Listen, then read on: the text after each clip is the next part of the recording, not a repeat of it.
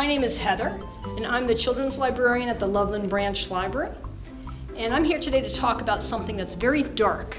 In fact, it's at the heart of darkness. What do I mean? Well, I'm talking about shadows, of course. They're all around us. But before we talk about shadows more, let me turn on the light. There, that's brighter. To make a shadow, you need three things. You need, of course, light. You need an object to block the light, and you need a surface for the light to fall on. You need all three things to make a shadow. If you have only two, you won't have a shadow. You need all three. So for you to make some shadows today, first you need to find a light source. You can use a flashlight.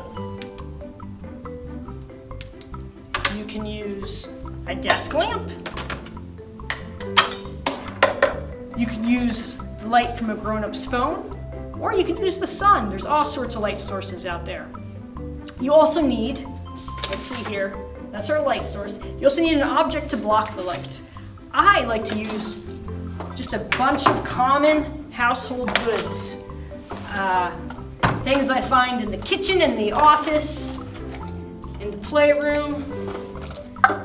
Blocks are also a good thing though, because you can manipulate blocks to make lots of different shapes. We use some common objects for our objects today. So you should look around your house and find some objects. And then finally, a surface for the light to hit.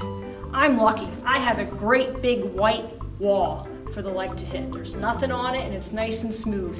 If you don't have a surface like that, you can always take some blank pieces of paper and tape them up to the wall to make a blank surface for your shadows to land on. First, just try making some shadows yourself. I have a light source. I have an object. And I have a surface for the light to fall on. But that shadow's kind of dim. Let me turn the lights down so we can get some better shadows. My first shadow is just of a lid, but it's fun to play around and see what other kinds of shadows you can make with your different objects.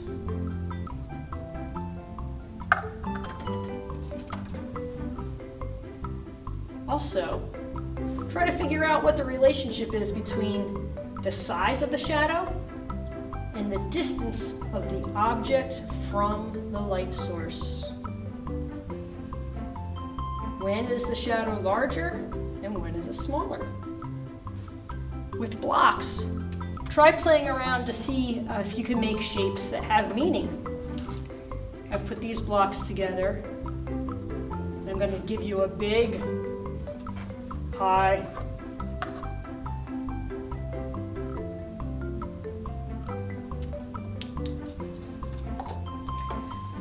Another fun thing to do is to find a friend and play a game that's called Guess What the Shadow Is. You can show your friend all different kinds of objects like these cups, this lid, these cans, and then try to make a shadow that will fool your friend. For example, this looks like a shadow of the lid, but it's really a shadow of a can.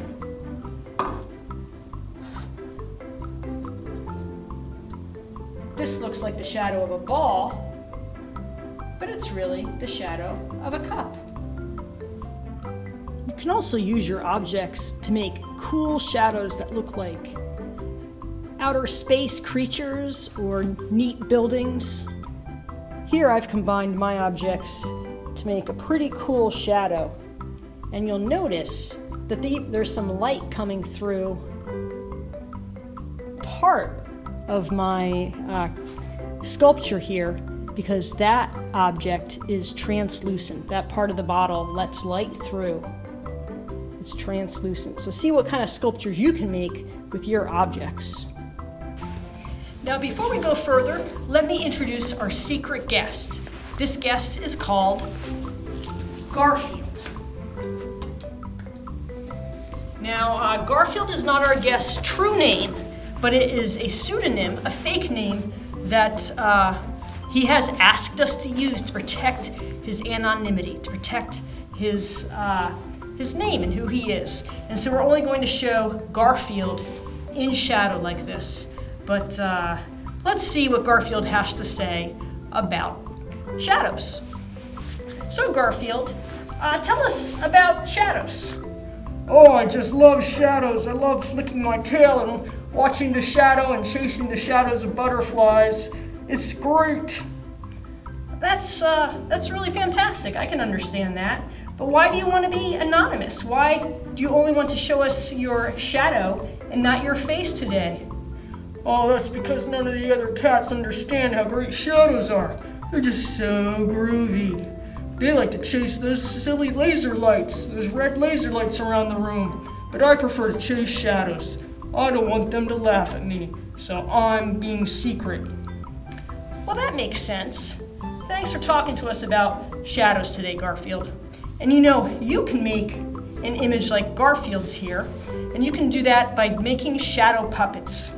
You make a shadow puppet by cutting out a shape. For example, I cut out a shape of a rabbit here. And then attaching the shape to a stick. And then you put up a sheet. You put a light behind the sheet. And you put your puppet between the light and the sheet. And then you have a shadow puppet. Here my shadow puppet is hoppity along. And it's gonna hop right into Garfield. So you can tell stories that way. And I hope you come up with some cool shadow puppet stories to tell your family and friends. Well, I hope I've inspired you to have some fun with shadows.